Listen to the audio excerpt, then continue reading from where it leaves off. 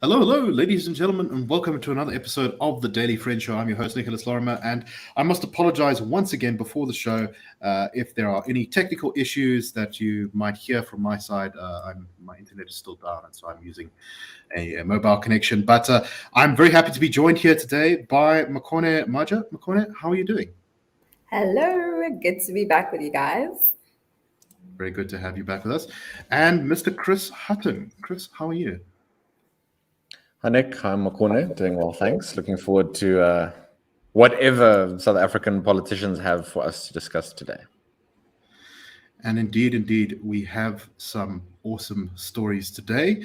But first, I just want to pull up quickly a word from our sponsor, which is once again Bitvice.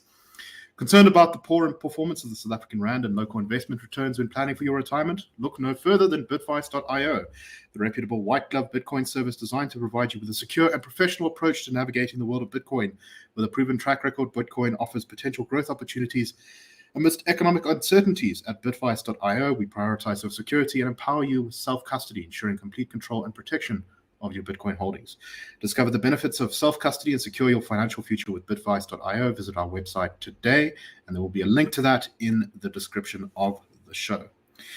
Right, so let's get into one of the more interesting pieces of news that's happened recently, which is that the ANC are not always, shall we say, on the best terms with the media. Quite a lot of people in the media, I think, still have a soft spot for the ANC, and yet there's still a bit of a hostile relationship often. And you can see that in that the ANC often doesn't give sort of long, deep, in-depth interviews with sort of seasoned journalists. But they still do from time to time. And recently we got one where Fikile Mbalula was interviewed by the BBC's Hard Talk host, Stephen Saka, who was just asking Fikile Mbalula a bunch of stuff about the way the country is going. And I must say, this is kind of like jumping into the deep end for Fikile Mbalula. I think this is like the first sort of hectic interview he's given since he became Secretary General of the ANC. And characteristic British journalist fashion, I think some of it was quite tough. It started off with the interviewer asking whether Fikile Mbalula was disappointed in the state of South Africa in 2023. And I think showing that he was a little bit nervous about the situation, Fikile Mbalula immediately stuttered himself into an answer about how we're not yet a failing state, but we could become one if we don't take action now. And we're not headed in that direction, but it's an exaggeration, and that this is something being put about by this idea that we may be a failed state was being suggested by what he called powerful thinkers in our country. He said, we are not too defensive to that. If certain things are not resolved, we will become a failed state. So I see Makone has just dropped off temporarily, but while she gets back, what did you make of Fikile's interview here? He seemed, shall we say, a bit stressed through the whole interview. Chris, what's your take?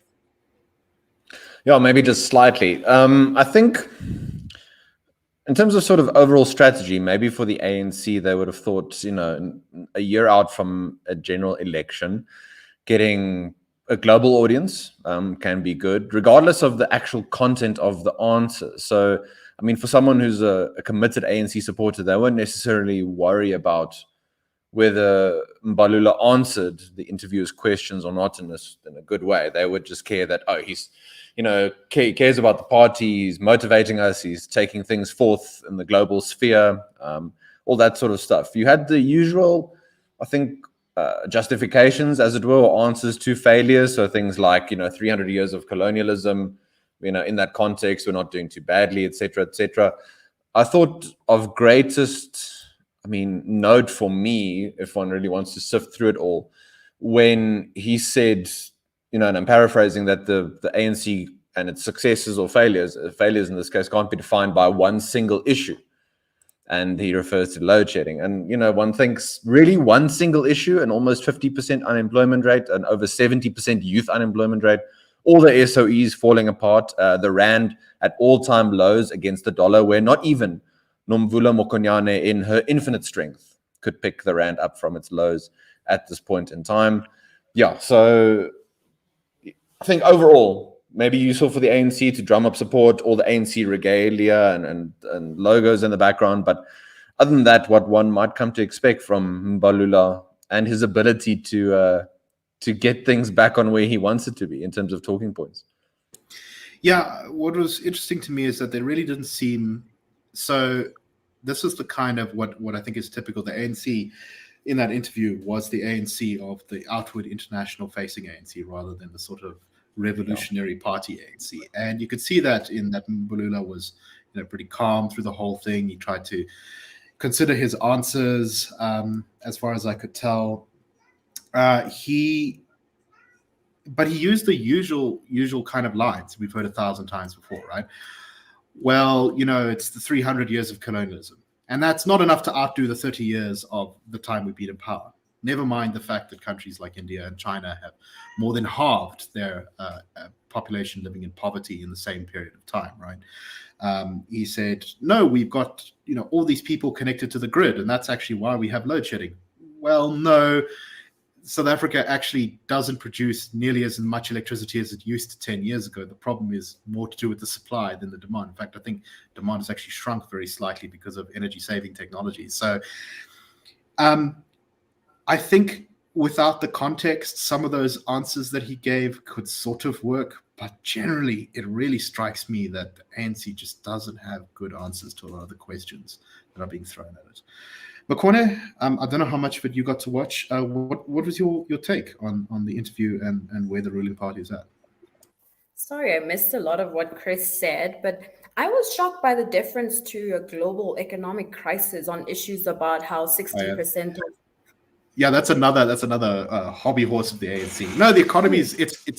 He said, I think Mbalula went so far as to say that there was certain mismanagement, some of our own weakness in managing the economy, but then spent the rest of the time just going on and on about the global economy, right? Exactly. So a lot of that just shifting the blame to external factors such as the global economy and how little it has to do with, I think the interviewer mentioned 60% of South Africans living below the breadline. I'm like, you're talking to a politician that walks around wearing a Rolex, okay? So of course, his answers, he came with answers, though seemingly very much from a cheat sheet. And he was going to present those answers despite the questions being asked, because again, the question and the answers just did not match up. Yeah, that was the most interesting part, was just how it was Mbalula who brought up this idea that South Africa might become a failed state, not the interviewer. And my impression was that yeah, exactly. Sorry, go on. He was the one who brought it up, and I think he had been briefed beforehand in his preparation of how to answer the question of South Africa being in danger of becoming a failed state. So he sort of jumped the gun, and I think that really does show the pressure that the ANC is under. Definitely, because you see the question was, I'm sorry, the question took the form of like, when did you stop beating your wife? And that they asked him, how disappointed are you in the state of South Africa right now? And Mbalula saw that as an opportunity to go off on a tangent about state failure. And then you see a moment of reckoning happening on the interviewer's face when he asks him, oh, is that a conversation that's being had in South Africa? Like, well, how well prepared are you for this interview? Like, very well, but still, like, pay attention, answer the questions. Don't invent or introduce new material into the interview. But that also tells you of his state of mind and where the ANC's thinking is, right? It's that they'll be addressing, moving on in the next couple of months, we'll be addressing a lot of state failure speculation. And there's quite a lot actually to go around in the media from CEOs. I saw MTN, I believe Investec, and a bunch of other companies have been toying around, including other political analysts, toying around with the idea of whether South Africa is already a failed state, or if it's crawling, if not running, toward state failure.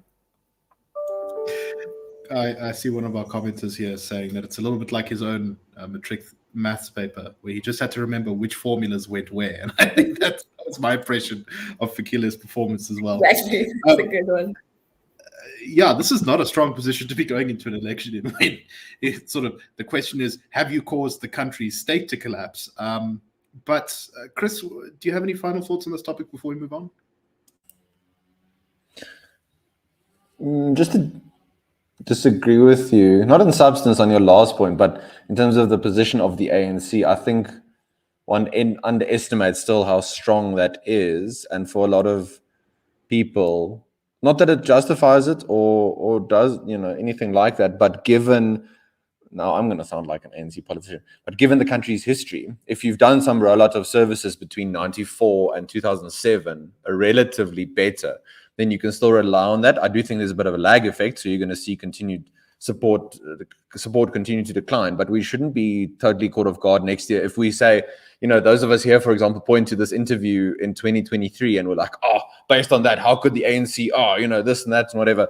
There's a bit of a disconnect between that sort of picture that is presented versus how the party maybe will interact with its sort of more traditional voter base. And there's an opportunity there and a responsibility on the opposition parties to ensure that the linkages are clearly made between what is presented and what the reality is on the ground. I think that's a really good point. I do think that part of what's going on here, though, is that the sort of South African political media bubble is actually pretty small. And there's an enormous number of people in the country who kind of live in at least a vaguely isolated information environment. They have a little bit of input here or there, but they're not actually that engaged with the politics and things. And so this discussion of, is South Africa a failed state, is not actually, I think, permeating many parts of the country, which will sort of mean that the ANC at least can escape the wrath of some of its voters who are perhaps not super pleased with the way things are going, but they also have seen some changes in their lives, so they're maybe willing to give the ANC one more chance, but maybe they'll just sit out the election because they're not super enthusiastic. I suspect that's the place that actually quite a lot of ANC voters are sitting now, is that they're not overjoyed with the way things are going, but they're not completely turned off either. Makone, any final thoughts before we move on? I just wanted to add that that's even high-level questions of state failure. I think for the ordinary South African, the question is rather, is the ANC responsible for the state South Africa is in today? I was having this very conversation with friends of mine today, and there doesn't seem to be a general belief that some blame should be attributed to the ANC in parts of, let's say, age groups across people in my circle. And as you as you get to older people, the older voting electorate, you don't sort of get a sense that people are able to pinpoint the ANC as being right at the heart of the issues that are affecting South Africa today. And again, those older age groups are the ones that make up the biggest voter base in South Africa. That's the backbone of ANC support in many ways, is older, poorer people. Okay, but let's move on to our next story. And this one, I think, Chris, you brought it to our attention last night, but it's a really fascinating one. I have a slightly unorthodox take on it. So the City of Ekurhuleni has issued a tender looking to procure 6 Xbox Series X gaming consoles for libraries to make them, I see Chris is making X there, to make them 4th Industrial Revolution compliant. And they say that this is in light of robotics being added to the South African school curriculum. Also, anyone who bids for the tender to supply these Xbox consoles must provide an audiovisual technician with 3 years experience to install the consoles and provide training. I'm not really sure what training, it's not that difficult to install a gaming console, but okay, whatever. They're also purchasing wireless game controllers, which you obviously need to play the games. But the funniest thing, I think, in the whole story is which video games they're purchasing to go along with these Xbox consoles. FIFA 2023, Call of Duty Modern Warfare, Mortal Kombat 11, Minecraft Dungeons, and Lego Star Wars. The funniest thing about this is, of course, the fact that Call of Duty Modern Warfare and Mortal Kombat 11 are 18 age restricted. So in theory, no school children should be playing them.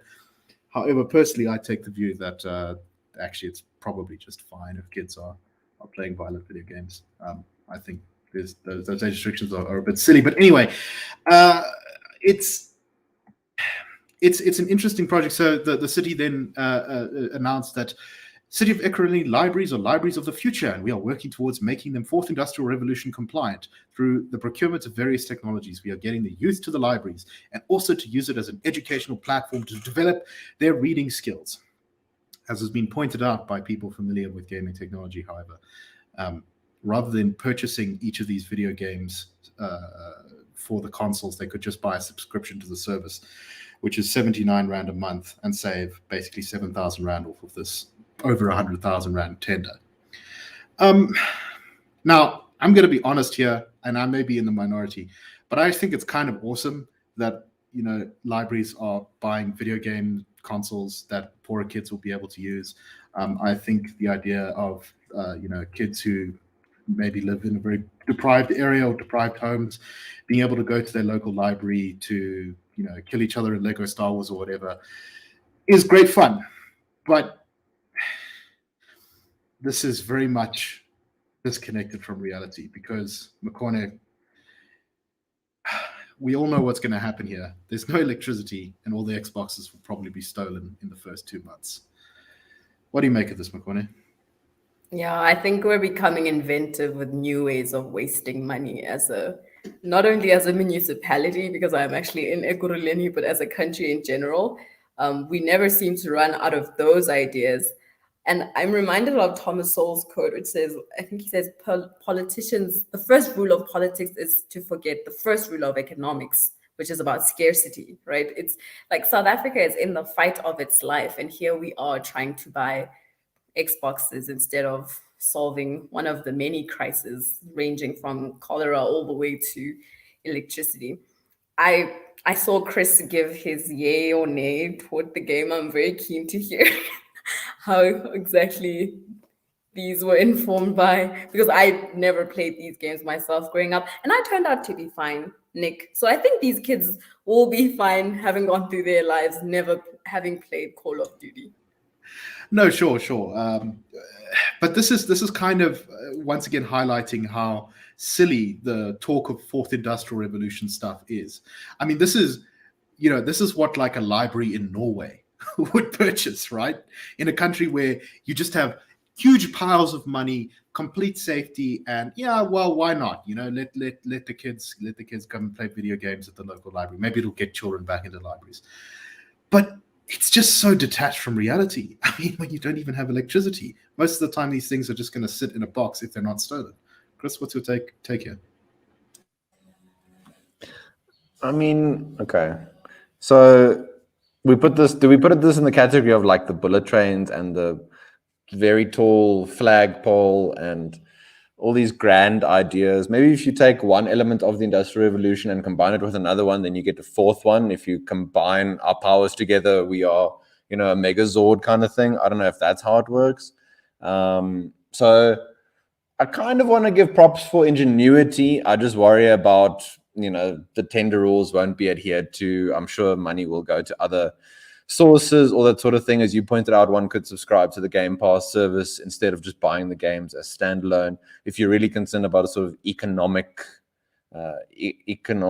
focused processes and decisions, I think there's a lot better you could be spending this money on in terms of really upskilling younger people. Maybe this isn't the best way, unless you think that it's best for them to pursue a career as a YouTube streamer or something, in which case they also wouldn't have electricity, so they can't do that. No, but this is what's so ridiculous about the city's own justification for this. So yeah, something like this might get people to come to visit libraries, but the idea that it's going to develop reading skills or is in any way connected to robotics, I mean, come on. This is either someone here has a very funny idea of what kind of video games they're purchasing, or maybe they're completely out of touch, or maybe there's some other sort of scheme going on here. I don't know. Makone, any final thoughts? Just that I hate to be the one to tell the Ekurhuleni municipality this, but Xboxes are third industrial revolution, not fourth. That's not how it works. We also just see that generational gap in purchasing of games instead of game passes. But can you then imagine those old ladies at the library calling out a technician to come fix like a little error on the screen, and then the call out fee for that technician? We can keep going down that rabbit hole. Yeah, to be fair, attached to the story was actually the tender document itself, and the price that they're looking for the Xbox is actually not that expensive. They basically are the same as if you get them from Macro. So it's not going to be a ridiculous overspend, but really completely disconnected from the reality of the situation on the ground. And yeah, I think very much it would be nice if our government realized that we probably need to work out how to walk before we try and sprint. But anyway, that's neither here nor there. Let's move on to our next story. And this is, I think, kind of the same genre of story. And that is after a question asked in Parliament, I think by a DA MP, about how much money had been spent on ministers' government houses, official residences between 2019 and last year. It was revealed that 93 million rand had been spent on ministers' houses. Now, in theory, that might not necessarily be a big number, but when you look at some of the line items, this is really not great. 19,000 rand to, quote unquote, upgrade light bulbs in a ministerial residence in Waterkloof. 1.4 million rand to upgrade a kitchen in a minister's house in Cape Town.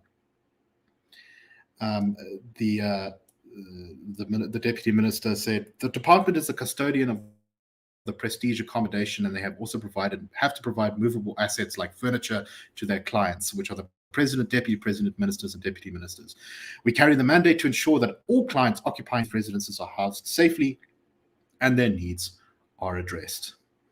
In a somewhat unrelated note, the story also included a fascinating detail from the parliamentary debate that apparently the ANC's Tim Mashele had, during the debate over the spending on these things, referred to EFF female MPs as, quote, slay queens. I really have to go and dig up that clip because that sounds hilarious. Anyway, Chris, what do you make of the story? It just seems, once again, like it's kind of government totally out of touch with what it should be spending money on. Was one of the line items a bunch of Xboxes and PlayStation 5s that they bought for the house? Maybe it is. I don't know. We'll have to look. No, I mean, yeah, talk about this kings and queens sort of thing, and the ANC as Marie Antoinette. Let them eat cake. Those with the political connections, those who are in the corridors of power, will be fine while the rand tanks, while the economy is in the doldrums and unemployment is at record highs. Even the argument about sort of safety, that sort of stuff, I don't see as, particularly legitimate. What light bulbs were they buying for 19,000 rand? Maybe they could shoot lasers. I mean, that's good for sort of garden security, I guess, and protecting one's property. Just I think the clearest disconnect to highlight this week, and it's unfortunate that it's happened, but it serves to indicate just where the priorities lie. So one of the examples is in Waterkloof Ridge. That is just about 50 kilometers away from Hammanskraal, where at this point in time, it feels like every day we're getting reports of more and more people dying from cholera. And it's more than 17 at this point. Yeah. So if you talk about priorities with water management, upgrading of water infrastructure, sewage management, and you can place the blame on different governments. In this case, there would be different political parties having been involved over the years. So you look at the disconnect between the political class versus people's experience on the ground. I think it indicates where the priorities are at the moment, and why we shouldn't expect that sort of substantive change to come from on high anytime soon. I think, Makone, the other great detail here, I do buy the argument that you can have a ministerial house that can be paid for by the taxpayer, that it's useful to have this as an asset that belongs to the government, that you can pass off in various ways. But I'm not really sure how you justify a 1.4 million rand upgrade to a kitchen. What's your take on this? This just also reminds me, just when you think we're out of the woods with state capture, we're thrown back into the woods of upgrades on swimming pools. May I remind you of the infamous Ngandla fire swimming pool, of security upgrades. And now we have a new line item. The amphitheater, which was a soil retention wall. amphitheaters, and now we have upwards of 1 million in kitchen upgrades. I mean, this lady must have Van Gogh's ear for music, because how tone deaf. And also, I read that statement about their clients, who include ministers and deputy ministers and the president, who stuffs hundreds of thousands of dollars in his couch. But at whose expense must these upgrades be made? Surely you can trade in a Patek Philippe watch in exchange for security upgrades, instead of pinching what is already very, very little of the taxpayer funding left, at least go towards upgrades on ministerial homes. So the image of Mary Antoinette also came to my mind, Chris. I thought it was just incredibly off-putting, but also just tone deaf. Right. It does paint a picture of a party whose desire to continue to feed the patronage machine far outweighs even its desire, perhaps, to avoid the potential electoral defeat next year. Chris, any final thoughts on this before we move on? Just how I hope that opposition parties would use this sort of experience to indicate to voters not just what is bad and what's wrong, but how it could be different and how it could be better and how they could reallocate or reuse the resources that taxpayers provide, and the sort of social contract idea. The point isn't just to focus on the current mess or messes, of which there are multiple, but how can you as an opposition party, as part of a coalition possibly, begin to address some of these issues, not solving everything overnight, but reforming things in a positive direction to help improve the lives of the poorest of the poor. I think there's multiple opportunities. Let's see if they get some of it right.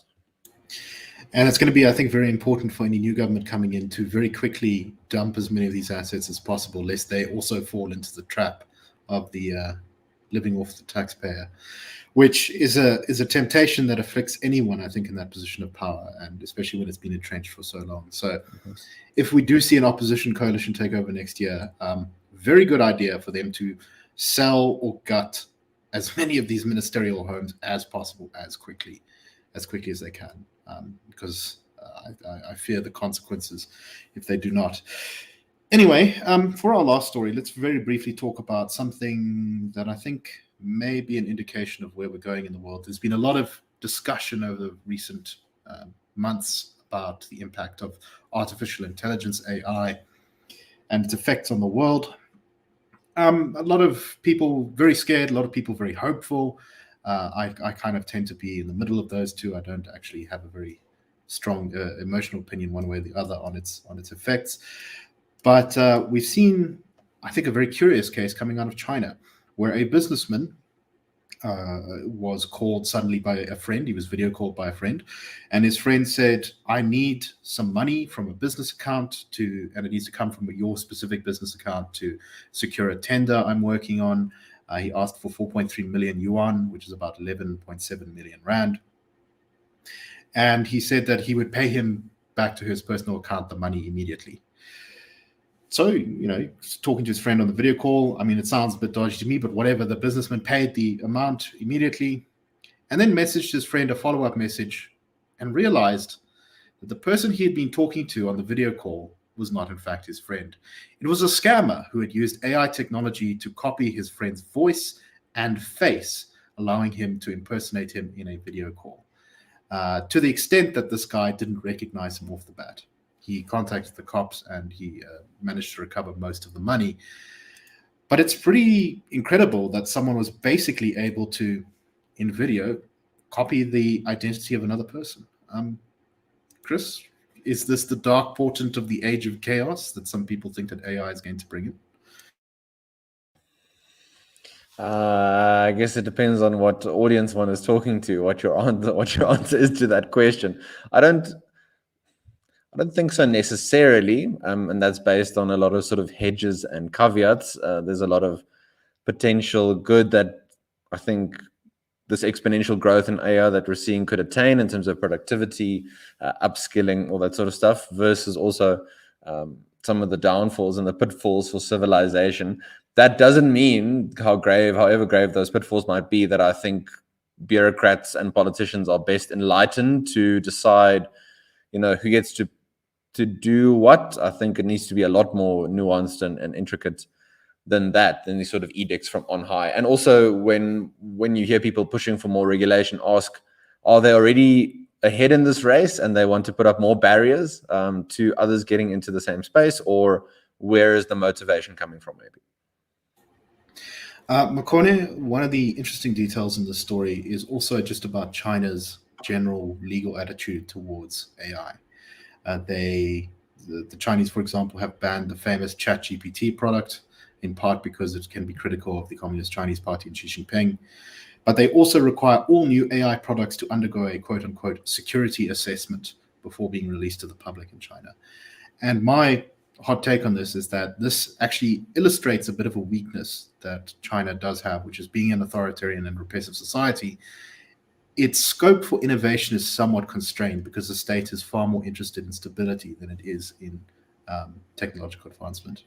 Your thoughts on this issue in general?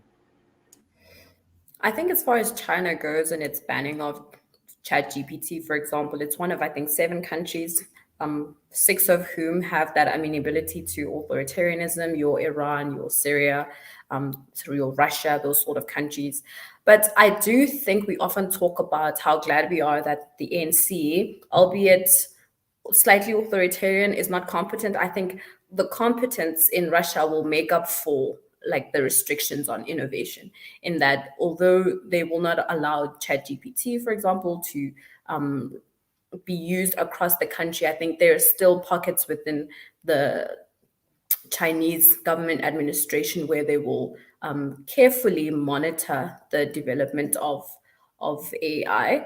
But you're also seeing ChatGPT being banned in companies like Samsung, right? South Korean company, as they're developing their CBDCs. You see Samsung coming out and condemning the use of ChatGPT and other generative AI apps. So it'll be a very interesting time to observe. I've heard that teachers are starting to encounter lots of students who are trying to write essays using ChatGPT. But often these are so lazily done that halfway through the essay, there will be a paragraph which reads, "As an AI, I do not have opinions on issues." Which is a bit of a giveaway. Anyway, thank you very much for listening. We hope that you found the show interesting today. And we will be back tomorrow on the Daily Friend Show. Cheers, everyone, and have a great day.